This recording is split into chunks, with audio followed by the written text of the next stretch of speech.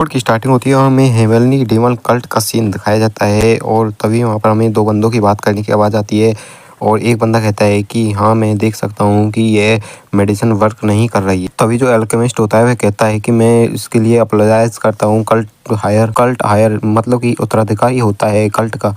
वह कहता है कि इसमें कोई चिंता करने वाली बात नहीं है क्योंकि जो एनर्जी डेवलेशन वह कोई ऐसी चीज़ नहीं है जो इतनी आसानी से सॉल्व हो सके। हाँ यह सब मेरा ही फॉल्ट है क्योंकि मैं एक काफ़ी बेवकूफ़ लड़का हूँ। मैं एक काफ़ी लोअर बॉडी के साथ पैदा हुआ था जिसका कोर भी ब्रोकन था और मैं कुछ नहीं कर सका इसके लिए, और अब मैं एक डीमन कल्ट का एक उत्तराधिकारी बनने जा रहा हूँ। यह जो सफ़र था मेरा यह बहुत कठिनाइयों से भरा हुआ था। मैं तो अपने मास्टर का जो भी उधार था उसे चुकाना चाहता था पर मेरा भाग्य। तब वह कहता है कि जो ये महंगी मेडिसिन थी ये भी कुछ भी काम नहीं आई मेरे लिए। तभी कोई उससे कहता है कि काफी समय हो गया कल्ट हायर को देखे हुए। पीछे से एक ओल्ड मैन आते हुए उससे कहता है क्या मेरी अनुपस्थिति में जो कल्ट के उत्तराधिकारी थे वे ठीक हुए। जो कल्ट हायर रहता है वह कहता है कि काफी लंबा समय हो गया तुम्हें चुन हांजी देखे हुए। तुम्हारे जो दौरा था वह कैसा गया, क्या सब अच्छा था। हांजी होता है वह कहता है कि जैसे कि कल्ट हायर और कल्ट लीडर की अनुपस्थिति में ये सब काफी मुश्किल था इन सारी ड्यूटियों का निभाना, पर सब कुछ अच्छा गया। मैंने अपने पूरा प्रयास किया अपनी कल्ट के लिए। जो कल्ट का उत्तराधिकारी था वह कहता है कि हाँ मैं देख सकता हूँ और मैं तुम्हारे इन एफर्ट्स के लिए काफ़ी ग्रेटफुल भी हूँ। तभी वह अपने मन में सोचते हुए कहता है कि ऐसा तो हो ही नहीं सकता यह स्नेक चुन हांजी कुछ ऐसी नॉर्मल ट्रिप पर गया हो, कुछ तो गड़बड़ है। तभी उसे कुछ महसूस होता है और वह कहता है कि मैंने ये आशा नहीं की थी कि तुम मेरे चैम्बर में आकर मुझे एम करोगे, मुझे मारने के लिए कोशिश करोगे। तो तुमने इस ड्रिंक को भी जहरीला बना दिया। और तभी उस उत्तराधिकारी को अपने पीछे काफ़ी सारे असैसिन्स की प्रेजेंस महसूस होती है और वह कहता है कि क्या तुम भी मेरे साथ ड्रिंक में ज्वाइन होना चाहोगे। भी एक असैसिन कहता है कि अटैक करो जल्दी। सभी सारे असैसिन्स उस पर एक साथ टूट पड़ते हैं उस पर अटैक करने के लिए और उसकी छाती के आर पार अपने हाथों को कर देते हैं। भी सारे हैरान हो जाते हैं कि वहाँ पर तो कोई होता ही नहीं है। तभी एक कहता है ये तो कोई इल्यूजन आर्ट है, उसने यह कब किया। तभी हमें उन असैसिन्स के पीछे उस कल्ट हायर को दिखाया जाता है जो कि कहता है तुम्हें इसके लिए और भी ज़्यादा तैयारी करनी चाहिए थी। तभी वो सारे असैसिन्स उस पर दौड़ कर मारने के लिए आते हैं। वह अपनी काफ़ी सारी चेन्स से उन असैसिन्स पर हमला कर देता है और अपने एक ही अटैक में सारे असैसिन्स मारे जाते हैं। तभी वह अपने पीछे उन सारे एल्डर्स को महसूस कर लेता है और कहता है कि तुम सब यहाँ पर आ गए और तुम इस स्टेज पर भी मुझे मारने के लिए इतना ही कुछ कर पाए, है कि यह कितना निराशापूर्ण है। चुन हांजी और एल्डर और इसे देखकर वह सारे पसीने पसीने हो जाते हैं। चुन हांजी सोचता है कि जो क्रेन ब्लड बेक जो पॉइजन है वह इतना प्रभावशाली है कि उसकी सिर्फ एक बूंद पूरे बैल को पिघला सकती है, लेकिन इसने तो पूरा कप पी लिया है और यह अभी भी बोल रहा है। यह तो एक मॉन्स्टर है। वो कल्ट हायर होता है वह कहता है कि अगर मेरी जो बॉडी है वह अच्छी कंडीशन में होती तो मैं अब तक तुम्हारे सिरों में छेद कर चुका होता, पर यह तो मेरा एक दुर्भाग्य है। हांजी होता है वह कहता है कि काफ़ी निराशापूर्ण है कि तुम अपने सपने को पूरा नहीं कर पाई। इस जैसा एक बेकार इंसान जिसका कोर भी सही नहीं है और पावर्स का यूज़ भी नहीं कर सकता, वह तो हमारे कल्ट लीडर बनने के लिए कतई भी अच्छा नहीं है। और वह अपनी तलवार को लेकर तैयार हो जाता है और सारे एल्डर्स उसे चारों ओर से घेर लेते हैं। तब वह कहता है कि सारे एल्डर्स तो मुझे डराने के लिए काफ़ी हैं, तुम मुझ जैसे एक काफ़ी घायल बेचारे पर्सन जिसने अभी अभी जहर पिया है उस पर एक साथ मारने के लिए आ रहे हो। तभी जो चुन हांजी होता है वह कहता है कि तुम ऐसे ही बोलते रहो, तुम्हारी मरने के बाद तुम्हारा जो भी रोल होगा वह मैं अपने आप फुलफिल कर लूँगा और इस कल्ट को नई ऊंचाइयों पर ले जाऊंगा। कल्ट हायर होता है वह कहता है कि इस सब को छोड़ो, तुम तो यह बताओ कि इस सब के पीछे कौन है जो तुमसे ये सब काम करवा रहा है। जिसे सुनकर वह जो चुन हांजी होता है वह काफ़ी हैरान हो जाता है, उसके पसीने आ जाते हैं। वह सोचता है कि ये क्या क्या कह रहा है। चुन हांजी कहता है कि नहीं ये सब मेरा डिसीजन था और हम एल्डर्स ने और मैंने मिलकर ये सब डिसीजन किया है तुम्हें मारने के लिए। जो कल्ट हायर होता है वह कहता है कि नहीं, तुम में इतनी करने की हिम्मत ही नहीं है, यह किसने किया है, सच सच बताओ। क्या यह ब्लैक स्पिरिट स्कल मास्टर ने किया है या क्या यह थंडर मास्टर ने किया है या फिर जो डीमंस को इकट्ठा करने वाला है उसने ये सब किया है। मुझे ऐसा नहीं लगता, शायद यह कल्ट से किसी बाहर के ने किया है। क्या तुम एंडलस इतने नीचे गिर गई जो तुमने मुझे मारने के लिए इस कल्ट को भेज दिया और अब तुम मुझे मारने यहाँ पर आ गए हो।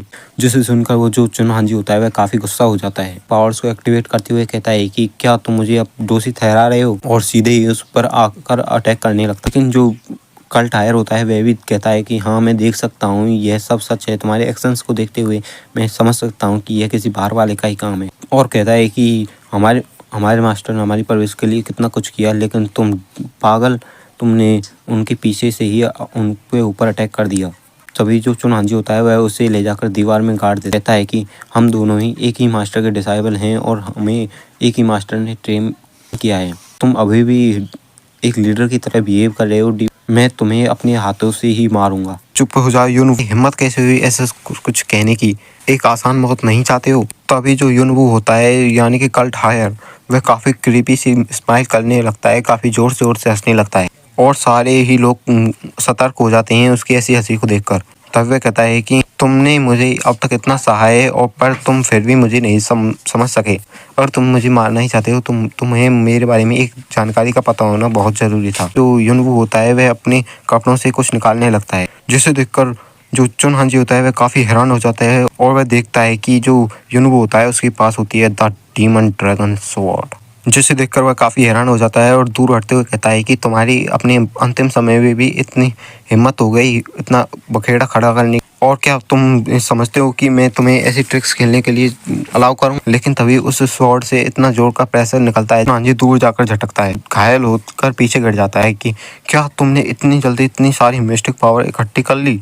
और तभी वह कहता है कि मैं जब तुमसे लड़ रहा था तभी मैंने काफ़ी सारी मिस्टिक पावर इकट्ठी कर ली थी, क्योंकि मुझे इतनी पावर की ज़रूरत ही नहीं पड़ी तुम जैसे मूर्खों के साथ लड़ने के लिए। एल्डर कहता है कि हे एल्डर, जल्दी से अपनी फुल पावर से एक शील्ड बैरियर बनाओ जिससे हम बच सकें। तभी वह अपनी काफ़ी खतरनाक सी technique soul combusting hell flame art का यूज़ करता है, जिससे वहाँ पर काफ़ी सफ़ेद रोशनी फैलने लगती है और सारे एल्डर्स काफ़ी हैरान और भौचक्के हो जाते हैं और जोर जोर से चिल्लाते हैं जुनवू। वहाँ पर एक काफ़ी जोर का ब्लास्ट होता है और हमें दिखाया जाता है युनवू जो कि ग्राउंड पर अकेला बैठा होता है। कहता है कि इससे कोई फर्क नहीं पड़ता कि क्या मैं कितना बेवकूफ़ था और मैंने कितनी बुरी लाइफ जी है, लेकिन मेरा अंत तो इस तरह नहीं होना चाहिए था।